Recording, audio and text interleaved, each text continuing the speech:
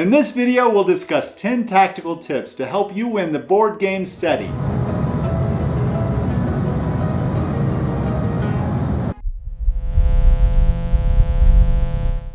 Sir, there's a signal coming in. What? From the anomaly? Put it on the screen. My God! It's two little plastic men! They're holding some sort of sign, sir. Number 1, don't miss your launch window. Every action in SETI has a cost. The cost to move to Venus under optimal conditions is 2 credits to launch, 2 energy to move, and 1 credit and 1 energy to orbit. If there are asteroids in the way, you'll need another energy to move out of the asteroids, assuming you don't have the appropriate tech. Once you orbit, you get 9 points and an income increase. And you got 1 publicity when you arrived at the planet. How can we tell if you earned a profit? We need to assign a value to each resource in the game so that we can compare the cost of each action to its proceeds. The detailed explanation of these values takes a while, so I put it in a different video. For now, just know that a standard resource is worth about 3 points, while a data or a publicity is only worth about 2 points. A victory point is also worth a point. The value of income increases and life traces changes over the course of the game, but for now, let's just say they're worth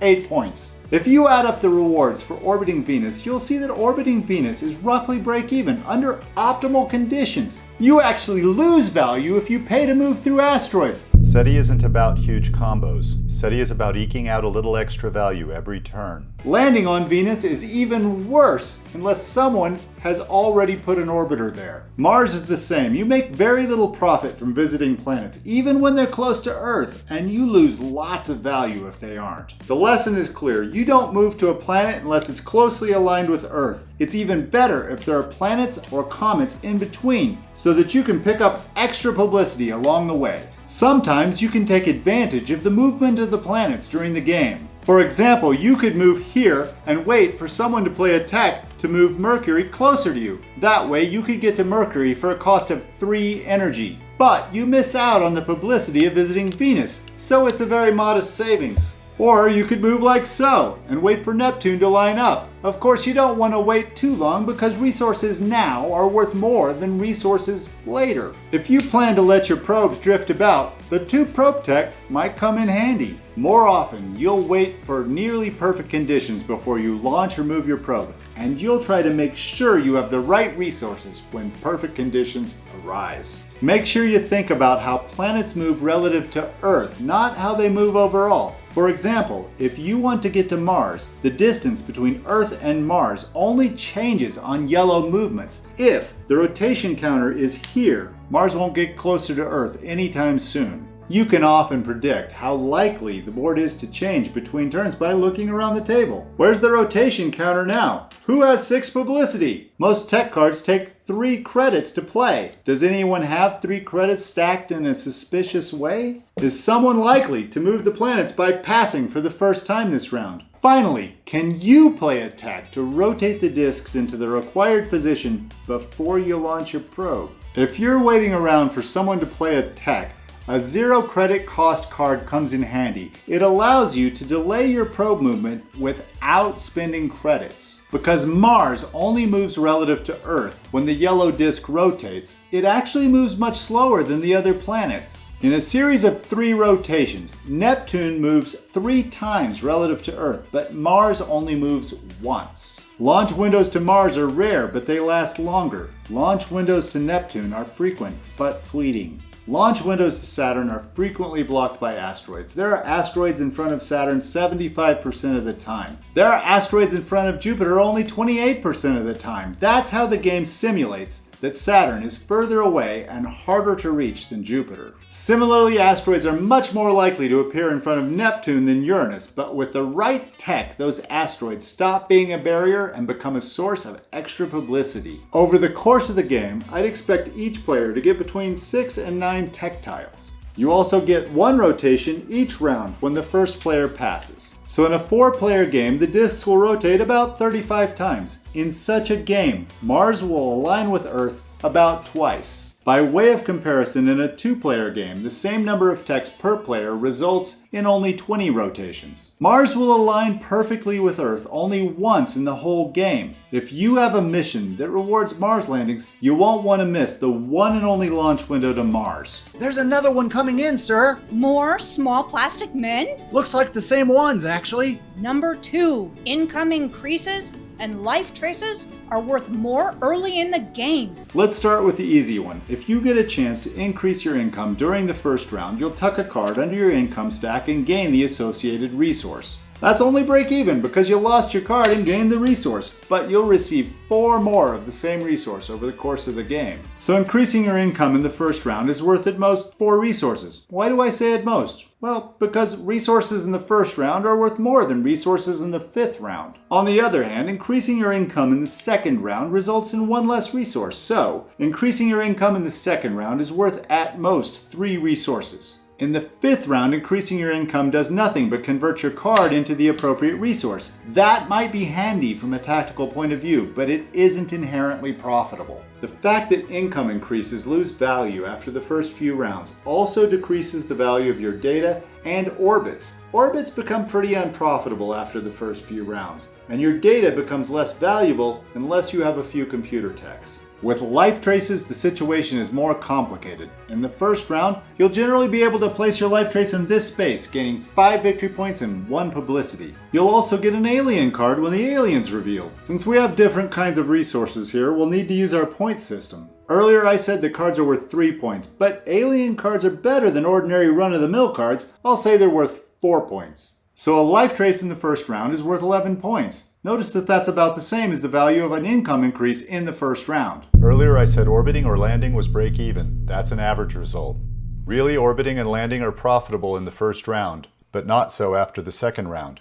After that, values change. In the second round, the first alien will probably already be revealed. So you'll place your new life trace either over here for 9 points or on the bottom row of the new alien board. Those are often worth 9 points as well. But in the second round, and especially in later rounds, your results may vary depending on which aliens have been revealed and which life trace locations have been filled up. In no case are life traces worth less than 3 points, and in some cases, late game life traces are worth more. So we see that the value of income increases and life traces drops over the course of the game.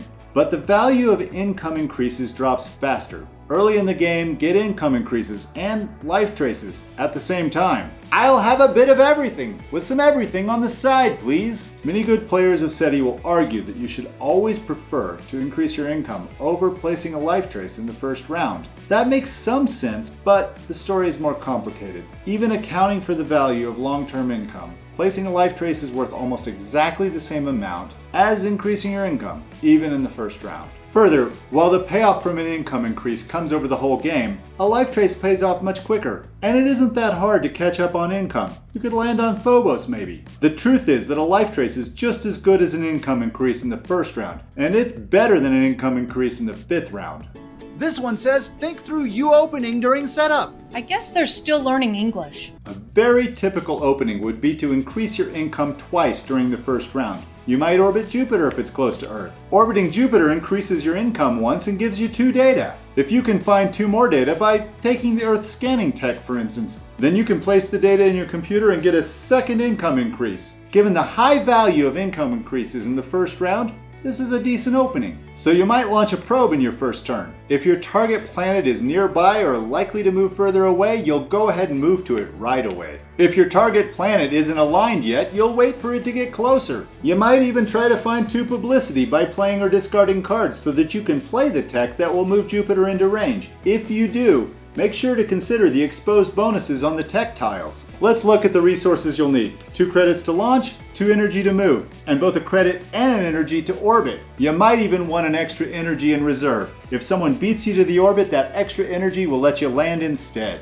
That's 3 credits, plus any credits you need to play cards. You also need 4 energy, and ideally a couple cards that could be used to generate publicity. These numbers change, of course, if you've got a helpful card you'd like to play. Back to our Jupiter example. Absent a must-play card, you'll probably tuck an energy card during setup, so that you start the round with 4 energy and 4 credits. When you orbit Jupiter, you'll probably want to tuck a card for credit income so that you have a decent balance of incomes during the second round. In fact, you'll probably want to tuck 2 cards for credit income during the first round. Note that you're planning to tuck 3 of your 5 starting cards. You only have 2 cards left, even if none were discarded for publicity. The credits you get for tucking your cards might allow you to play whatever cards you have left after increasing your income twice. So you see the decision of which card to use to increase your income during setup rolls through your whole first round of play. And there's lots of ways to leave yourself stranded without the last credit or energy or publicity you need to finish that plan. You're in trouble if someone moves your target planet out of range before you move, or if you're forced to pass before your target planet comes into range. You need to think it through in advance, and even then, your opponents may force you to rethink that plan. Let's ditch the script and work through some openings.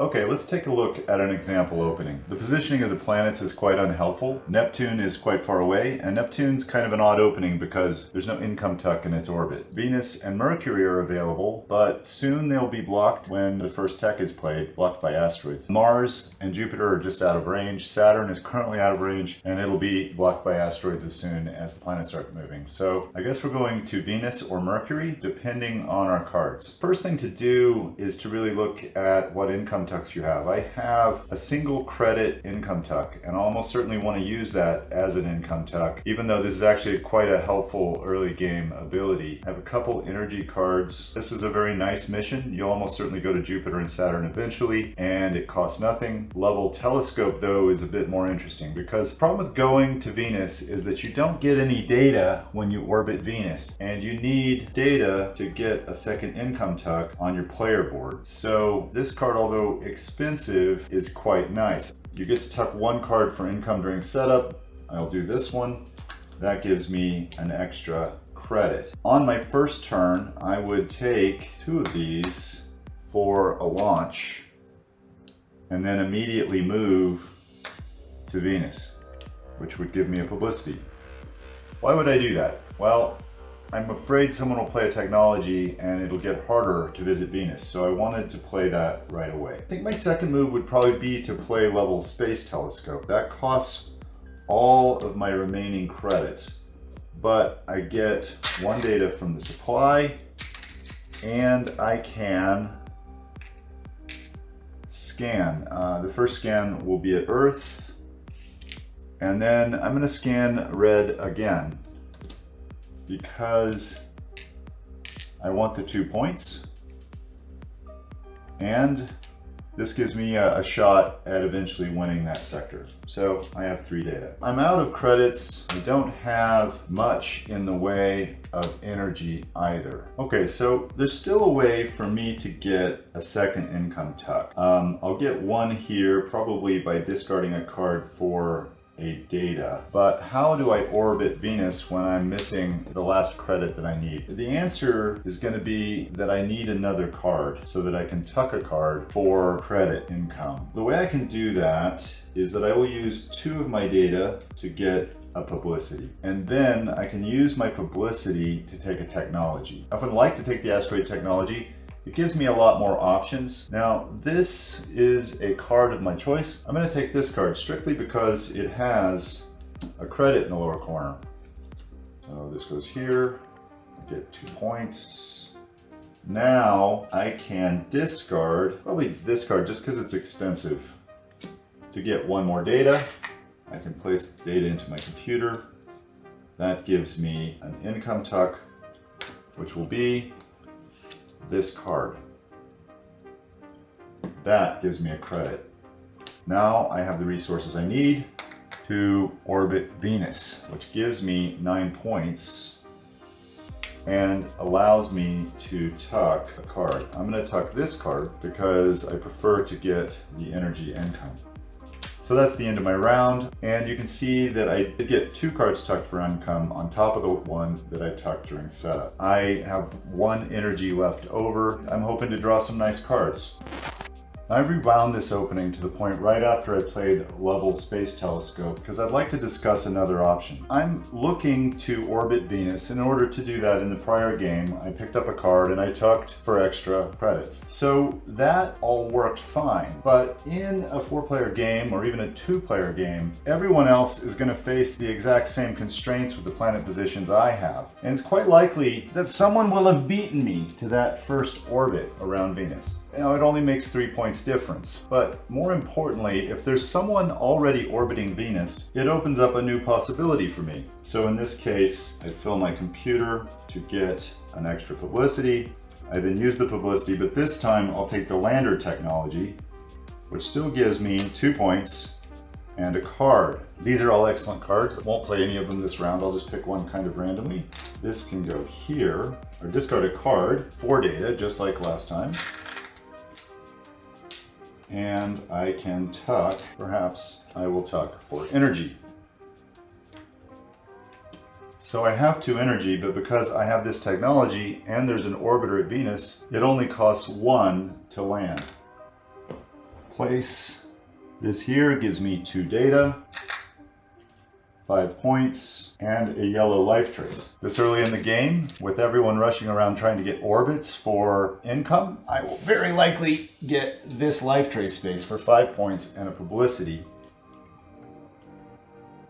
putting me at 15 points. And now I have enough data to fill out my computer and to run my computer on a later turn, which will give me a blue life trace. And that blue life trace will once again almost certainly be this high value blue life trace here, which is 5 points and a publicity. This is actually a far better outcome for me. Even though I haven't tucked 2 income cards, I have gotten 2 life traces. And because those 2 life traces are sitting on the first alien, when that alien flips over, which will likely happen pretty soon, I will get 2 alien cards. And alien cards are pretty valuable, so I think that's a quite good outcome. And on top of that, I'm almost certainly ahead of everyone in points. Note that if this were a 2-player game, I would actually be placing one of these alien traces, and I would immediately expose the alien even if no one else played a pink life trace. Now that is a real power play, because all of a sudden I'm going into the next round with powerful alien cards and the first alien exposed, and no one else got to contribute to that.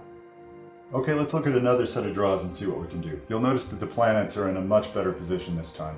We have easy access to Mars at the beginning of the round, and once the solar system starts to turn, we get great access to Jupiter, and in the middle we have good access to Venus. Should be able to do something with that. Take a look at the cards. Gives you a scan for cheap. This gives you a technology at regular price and in-game scoring goal. We're not scoring the yellow in-game scoring goals on the tiles over here. That's a little devalued for me. It gives you a discounted scan. That's quite nice. Oh wait, now this is a really good card. We'll almost certainly want to launch during the first round. And this allows us to launch, but also gives us a free move and gives us a mission. It's a nice card, but it's expensive and it's probably nothing I'll do in the first round. We also need to notice that we have plenty of cards to tuck for credits, but not so many for energy. Well, during setup, I think I would go ahead and tuck this card for an extra credit. In my first turn, I would play this card. It costs me 2. It gives me a launch and a free move. Now I want to get to Mars before anything changes, so I'll use an energy as a free action to move to Mars, which gives me a publicity. Then on my second turn, since I'm near Mars, I would go ahead and orbit, which gives me 3 points, a scan at Mars, and a card. I'll take this card mostly because I just like the corners of it, and I can tuck a card, and I'll go ahead and tuck that card I just picked up for an extra energy. Now, a very standard approach to the opening of this game is just to try to tuck 2 income cards. We can do that right now because I could discard this card for a data and then put my 2 data into my computer for a publicity, and then use my publicity to take the Earth scanning tech. That gives me 2 points, 2 data, and a card. So let's take a look at the cards. Kind of like this one. These mission cards can be super strategic over time because if we get this played, we'll undoubtedly get all these resources over the course of the game. So now I have 2 more data. I can go ahead and fill up my computer and tuck another card. I think I'll tuck this card. That one gives me another credit. In following turns, I would have everything I needed to play these last 2 cards. I'll play the mission card first, or they're both mission cards, I guess, but I'll play this card first, and then I'll play this card. And the reason I choose that order is because this card actually triggers that one, which gives me a card. I notice Bernard Star came up, and I already have a scan at Bernard Star, so I want that one. This is a scan in and of itself. We have made an error that I want to correct right now, and that is I took this technology, and when I did, I should have moved the planets. And the reason that matters all of a sudden is because I'd love to use my Earth scanning tech to hit Bernard Star, but I can't. Instead, given that I have Bernard Star, which gives me bonuses for scoring red sectors, I will probably use Earth to scan Proxima Centauri.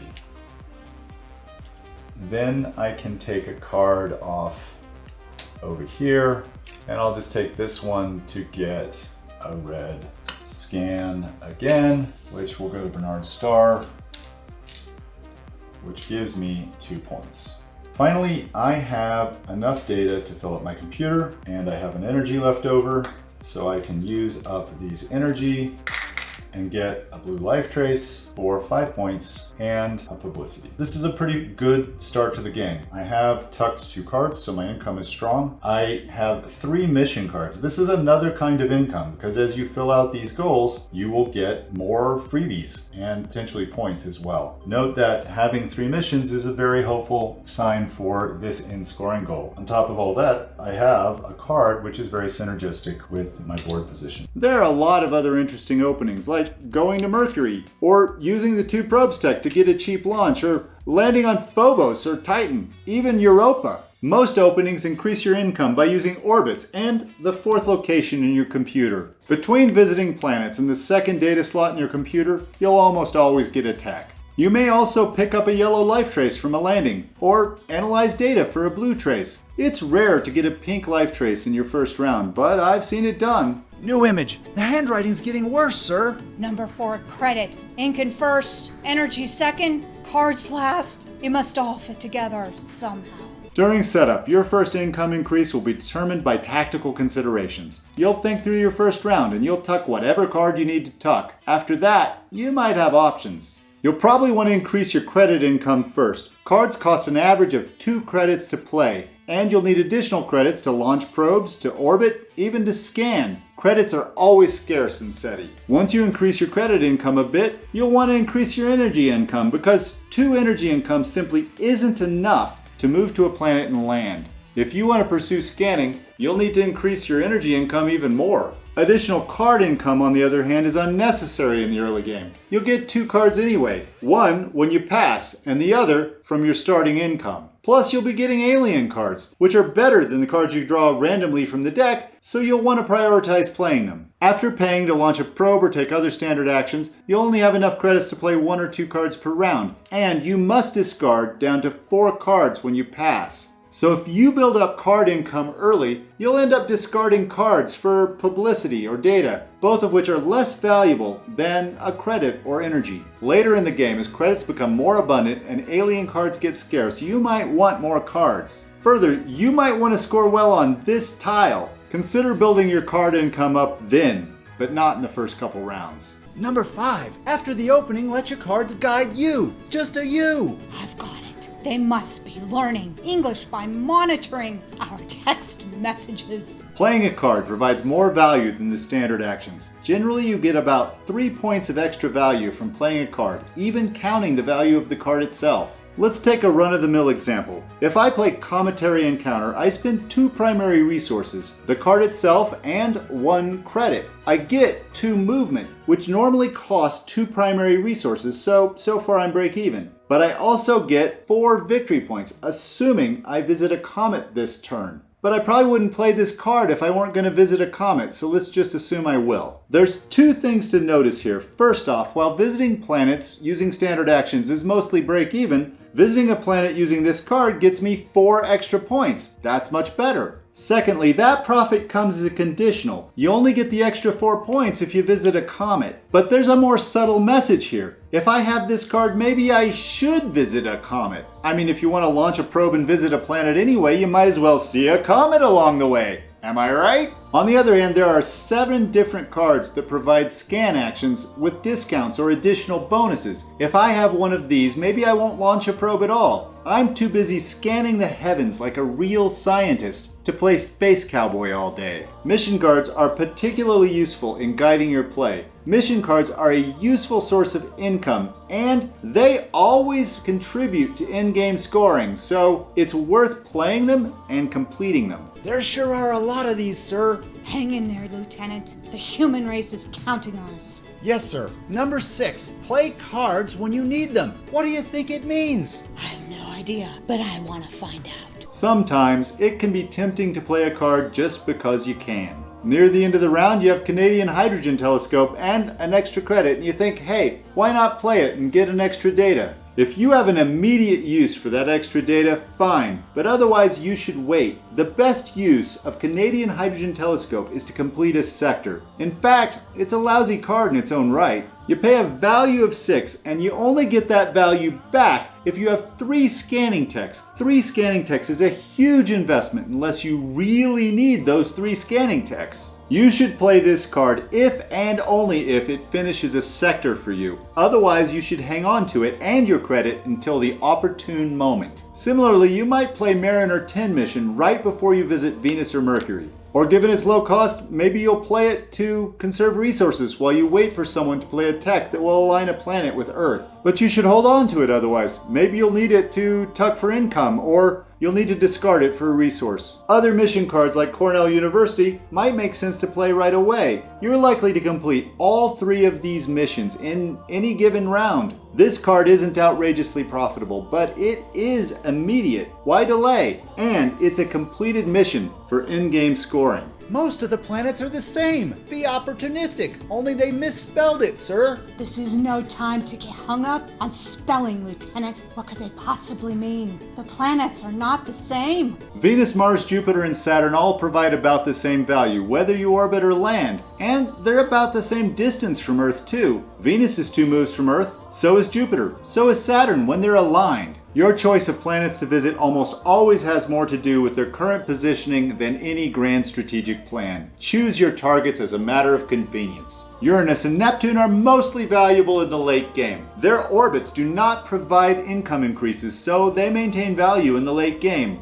And their moons are great sources of vitamin victory point. Amassing resources and building an engine are great in the mid-game, but in the late game, there's nothing quite like a pile of victory points. Mercury is the most valuable planet in the game. Orbiting Mercury makes a great opening if you have some extra movement. Landing on Mercury is more valuable than landing on Neptune, so it makes sense in the late game as well. However, Mercury is always 4 spaces from Earth, so it takes more energy to reach Mercury than any other planet in the solar system. Thematically, it takes a lot of delta V to reach Mercury, so this makes sense. We've talked about probes in several places. Let's summarize. In the first round, orbiting an aligned planet is very good, and landing is good once an orbiter is in place. After that, you'll need a combination of good techs and cards to make much profit from your probes. But with appropriate techs and cards, you can orbit and land on planets profitably throughout the game. With luck, you can claim the coveted title,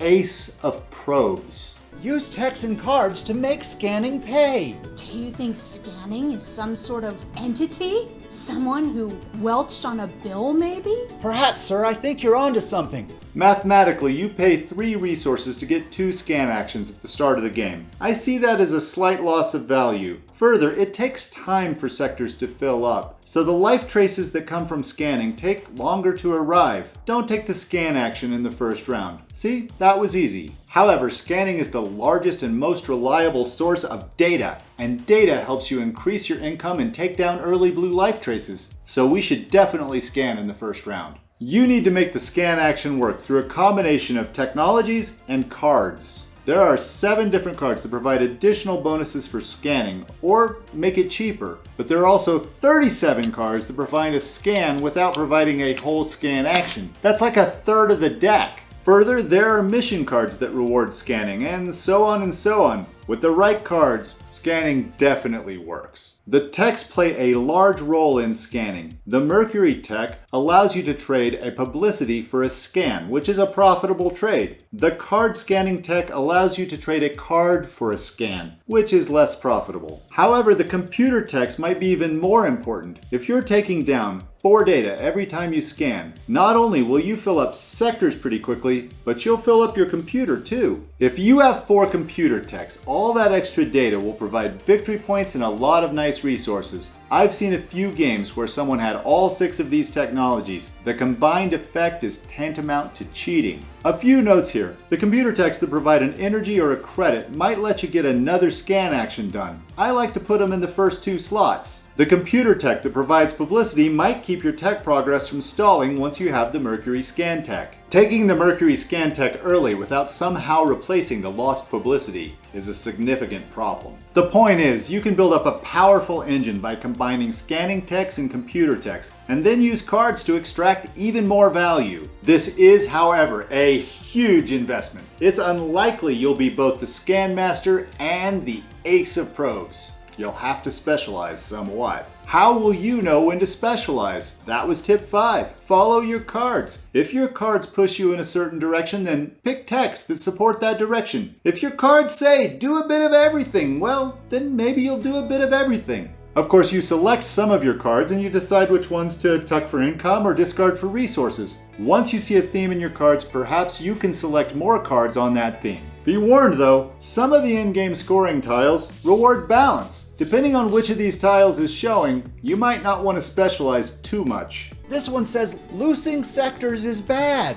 That's a good tip. We should definitely keep our sectors tied down. Maybe they mean losing sectors, sir. Nothing's worse than a loose sector, Lieutenant. No matter whether you're the scan master or just a dabbler in scanning, it stinks to lose a sector. You've invested 2 scans and all you've gotten is 2 data, a publicity, and a remote chance of winning a less valuable bonus in the future. Mathematically, you've paid 8 points and received 6. On the other hand, if you'd only invested 1 scan, you'd still receive a publicity and the math works out fine. And if you've also earned the 2-point bonus for your scan, you made out like a bandit. So losing with a single scan is fine, and the scan that gives you 2 victory points is always a good deal. Your mistake was placing your second scan, because the last scan placed breaks the tie. When you place that second scan, you set your opponent up to take the sector. This is a significant problem in a 2-player game. Already there are too few players to fill up the sectors in a reasonable amount of time. On top of that, no one's particularly motivated to put the 3rd marker in a sector unless they're assured of winning. It's a game theory problem. Both players want the sector to fill up, and either player would be happy to play the last marker, but no one's particularly interested in playing their second marker. What about a 5 data sector? Be the first person to place a second scan. It's risky to add a second scan once someone else has 2. In a 4-player game, things are different. I'm more than happy to place a single marker in a sector that's filling up because I'm looking forward to some cheap publicity. So don't place your second marker unless you think you're going to win. Always take the 2-point space and don't emphasize scanning in a 2-player game. Maybe this is the last one. Number 10, it's okay to pass. I might pass out if this keeps up. The actions you take in SETI tend to provide resources that power further actions. The more actions you take, particularly actions that provide extra value like playing cards or actions augmented by techs, the more small benefits you pile up and therefore the more actions you can take.